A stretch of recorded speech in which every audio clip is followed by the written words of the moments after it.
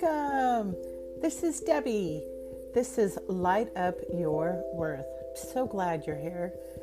I just feel so divinely called to put this message out and really share with you all of these beautiful women that I have the privilege to be in my life. So who am I? Why should I do this? Well, I have been down the spiritual path for about 20 years or so. We'll just call it that, 20 years. Along the way, I worked in high technology and corporate roles, and then more recently in healthcare. I've lived in multiple places across the United States. I've traveled all over Asia and Europe through those roles. Have had a very blessed life. I've also overcome things like most of us, and through the overcoming is where I discovered the greatest nuggets of understanding my own worth, my own value, owning my uniqueness. And so this podcast is to really highlight those stories of so many other women like myself who have overcome and have found spiritual tools that help them heal, whether it was a relationship, whether it was finances, whether it was a health reason. But we all come to this place where we know that there's something missing and we don't know what it is. And so we start out on this path. And if we're lucky, we find a friend who will share that path with us.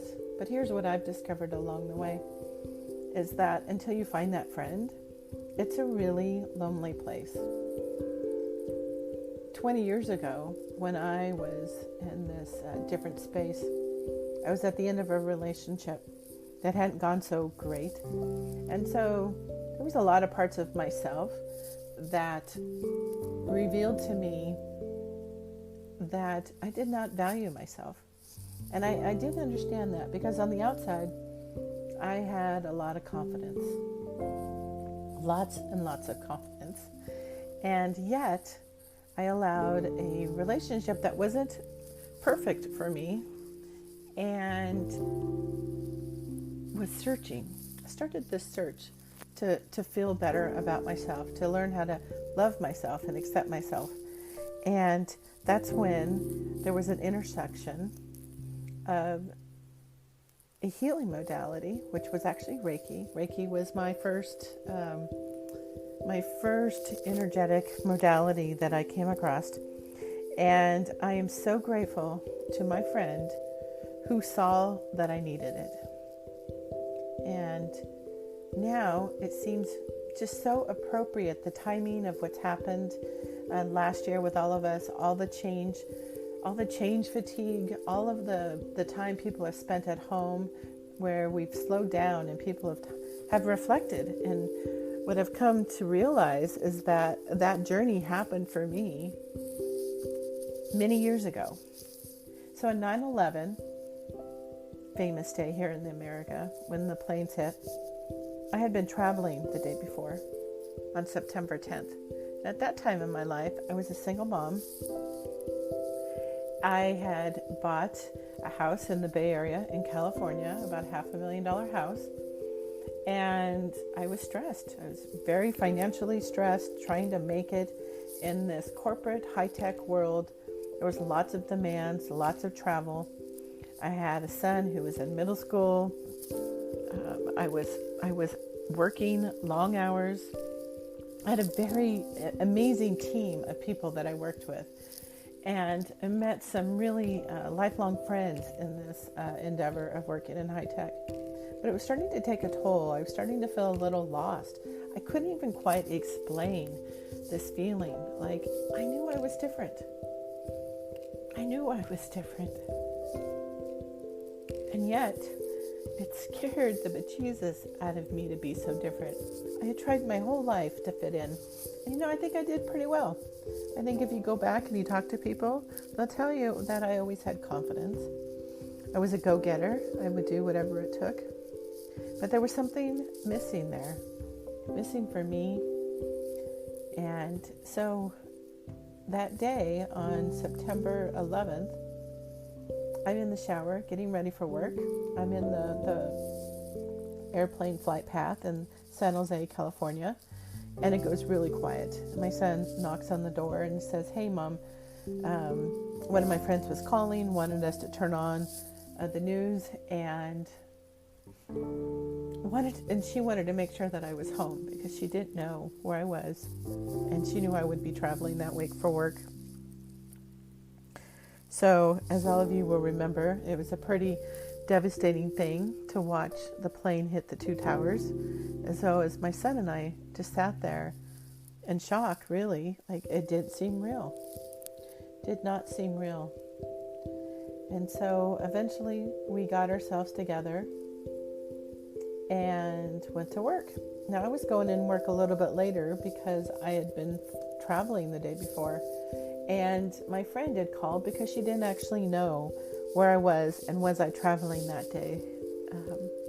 So you can imagine the emotions that went through her, knowing was I on those, she didn't know if I could possibly have been on those planes, which through divine intervention, I was not. So fast forward 2 weeks later, I'm sitting in a more holistic chiropractor, and I am in intense physical pain in my upper body. I'm just so stressed. The loss felt so personal, and my heart went out to everybody who lost somebody. I was fortunate. I did not know anybody, and yet this hole in my heart just was not going to be ignored anymore. Just not going to be. So I sat in this Dr. Z in Santa Cruz. She's amazing, and it still brings back, the pain that I felt that day of, what's wrong? Why can't I make it in this world? I mean, I'm making it on the outside. But why do I feel like there's this big gaping hole of something, and I don't know what it is? And I don't know how to feel it. And so I sat there talking to her, and I cried. I could not start crying. I could not stop crying. Just couldn't do it. Now, I'm one I'm an empath. I didn't call myself that back then. What I know now as an empath is that I'm very familiar with tears. I'm easily hurt, as some people would say, very sensitive in some ways, but yet I'm a type A person, want to get stuff done.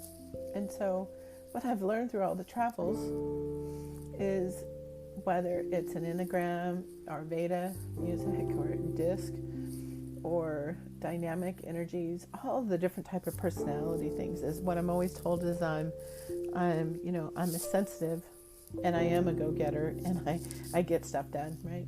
So here this person sat in the office 2 weeks after 9/11, and I couldn't stop crying. Could not stop crying. And I just felt so broken. So I went out on a leave, and during that leave, I had one of my dearest friends told me she was going to take me out that day. And I didn't know what to expect. Basically, I had been spending most of my days in bed, getting my son up, getting my son off to school. He was in middle school. And then coming back and resting. That's what the doctor wanted me to do. And just to kind of sleep. I don't remember ever sleeping so much as I did those 2 weeks. And so my dear friend picks me up and takes me up. And what I received that day has changed me. I received my first attunement up in Menlo Park, California with Terry. And for anybody who would ever come across Terry, is the sweetest, most genuine, loving person. And her and my friend Lisa gave me this attunement with a small group of women. And it rocked my world. I, for the first time, felt like I was whole. That I the words, that I could feel better, and that there was a part of me that I didn't quite understand. And I did not understand what Reiki was even at that time. But I trusted it. There was an innate trust within myself that this was something I needed to learn more of. And so that was the beginning. I went on to become a Reiki master, took my time for all of the energy to integrate into my body, started reading books, started reading affirmations, I am statements, fairies. I've been in sweat lodges. I've done oils and crystals, and I landed upon my favorite modality of sacred soul alignments, and really, really just blossomed within myself and finding my own worth. And so along the way, there's been a lot of life. My son's all grown. I am an empty nester. I have fur babies. So sometimes you might probably hear a fur baby as I'm taping this, because they're a big part of the life. And I have this wonderful life where I truly understand the value, and I am owning my uniqueness. Now, last year at the beginning of 2020, I remember posting on social media that I was coming out. I was coming out of my spiritual closet. And then last year happened, right? So I kind of backpedaled a little bit and really just focused on getting through last year.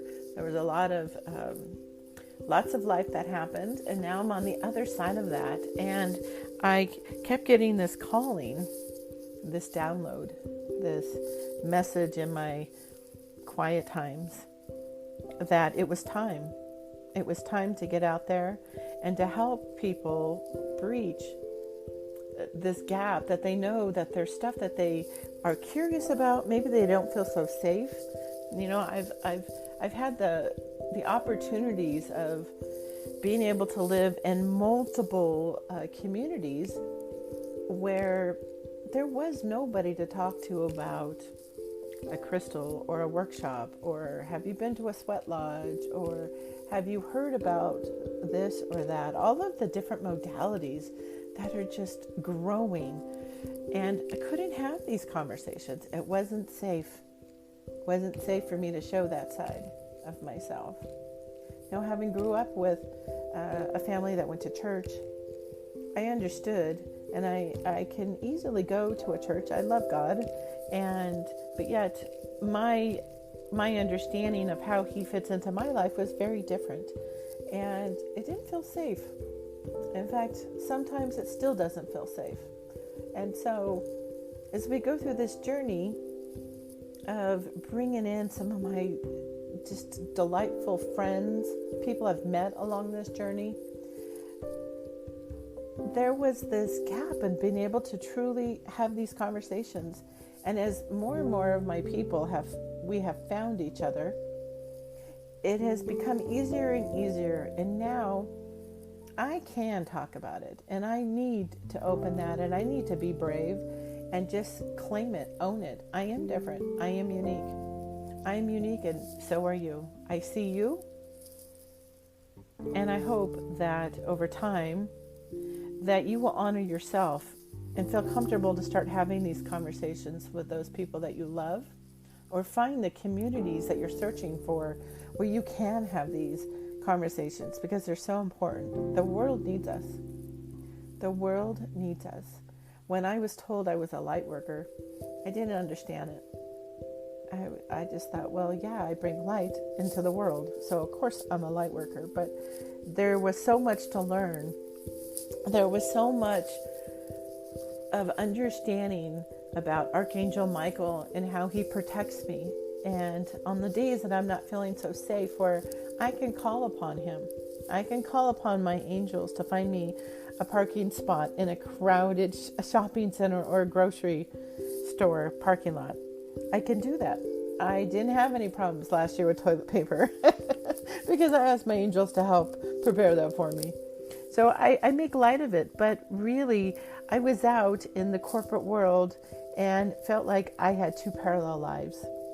One with all of the goodness that I was learning, how I was filling my own buckets, and the world out there as a corporate warrior, and trying to bounce back and forth between them, and not really being able to cross the lines. And then slowly over time, I realized there was a few people I could eventually talk to on the very surface level, but those days are gone. I'm pretty open now about it, and what I've found is that people know I'm different anyway. I'm already sensitive. I love people, and it shows, and I want people to be who they are supposed to be. And I would like to hold that space for you here.